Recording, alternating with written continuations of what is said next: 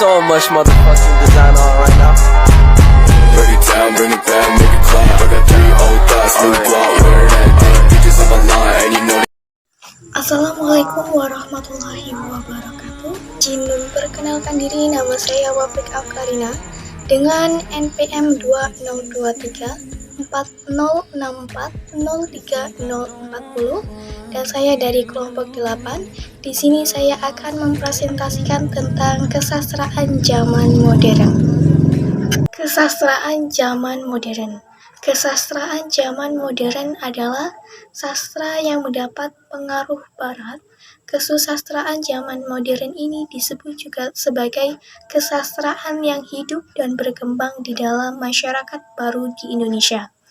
Periodisasi kesusastraan baru diklasifikasikan oleh beberapa tokoh, di antaranya H.B. Jassin, mencakup kesusastraan pada angkatan Balai Pustaka angkatan 20, Pujangga Baru angkatan 30, angkatan 45, angkatan 66, Mutakhir, kesusastraan setelah tahun 1966 hingga sekarang. Angkatan Balai Pustaka atau angkatan 2000-an. Angkatan ini biasa disebut sebagai istilah Siti Nurbayan, dan nama Balai Pustaka juga merujuk ke dua pengertian, yaitu nama penerbit dan nama angkatan dalam sastra Indonesia. 1. Prosa angkatan Balai Pustaka. Jenisnya ialah roman dan cerita pendek.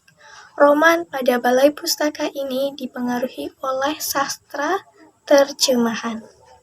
Roman terdapat dua ciri, yakni ciri estetik dan ekstra estetik. Ciri estetik, gaya bahasa yang digunakan menggunakan perumpamaan, clash, pepatah, dan peribahasa. Alur roman, sebagian alur lurus, alur sorot balik, tetapi itu sangat sedikit, contohnya Tan dan Sengsara.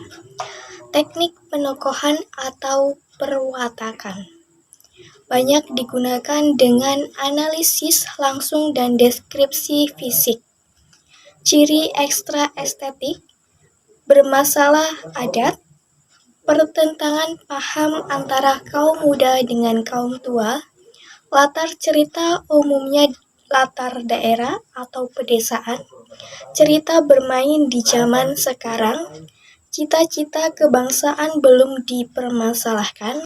Puisi angkatan Balai Pustaka masih mendapat pengaruh dari puisi Melayu lama dan memiliki ciri-ciri, yakni menggambarkan pertentangan antara kaum muda dan kaum tua, masih bersifat tradisional, gaya bahasanya menggunakan kelas pepatah, puisi bersifat syair dan pantun, bersifat didaktis, alirannya bercorak romantik.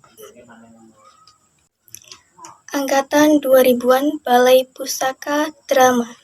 Sejarah perkembangan drama pada periode Balai Pustaka di Indonesia masih sangat terbatas karena disensor oleh pihak Belanda, sehingga drama yang berkembang masih seputar drama tradisional. Dalam periode ini, perkembangan drama disebut sebagai periode Melayu rendah dan penulis lakonnya didominasi oleh pengarang drama Belanda perankan. Pengertian angkatan Pujangga Baru, segolongan sastrawan yang tersebar di tanah air bersama-sama menerbitkan majalah sendiri bernama Pujangga Baru. Tahun 1933 merupakan tahun terbitnya majalah tersebut dan dianggap sebagai tahun permulaan berdirinya angkatan tersebut.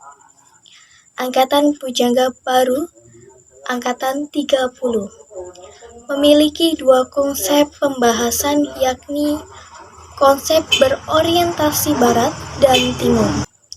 Konsep berorientasi Barat adalah memandang masyarakat Indonesia yang statis harus diubah menjadi dinamis. Angkatan 30-an Pujangga baru banyak dipengaruhi oleh karya dalam bahasa Belanda, baik itu dalam bentuk puisi maupun dalam prosa. Sifat-sifat kesusastraan angkatan 30-an, yakni persoalan adat yang bersifat daerah diganti dengan yang lebih nasional. Bentuk dan isi karangan tumbuh dan berubah sesuai perkembangan zaman. Tiap-tiap karangan masih jelas menggambarkan pribadi pengarangnya. Pada beberapa pengarang jelas tampak pengaruh barat.